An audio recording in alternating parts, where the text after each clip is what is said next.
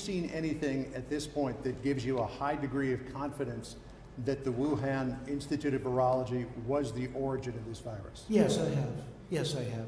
And I think that the World Health Organization should be ashamed of themselves because they're like the public relations agency for China.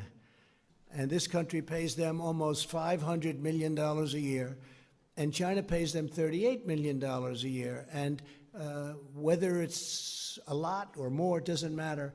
It's still, they shouldn't be making excuses when people make horrible mistakes, especially mistakes that are causing hundreds of thousands of people around the world to die. I think the World Health Organization should be ashamed of themselves. I would say probably it got out of control, but there's another case that how come they stopped all the planes and all of the traffic from going into China, but they didn't stop the planes and the traffic from coming into the United States and from coming into all over Europe. I mean, look at Italy. Look what happened to Italy. And it's very lucky. This country is very lucky, and I'm very lucky that I put the ban on China.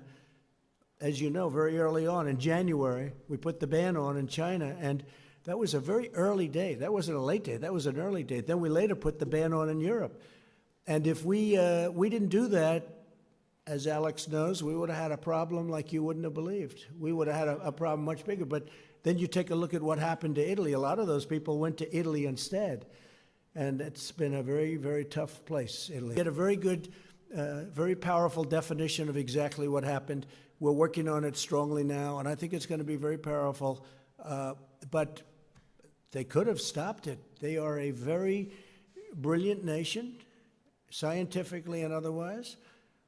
It got loose, let's say, and they could have capped it. They could have stopped it, but they didn't.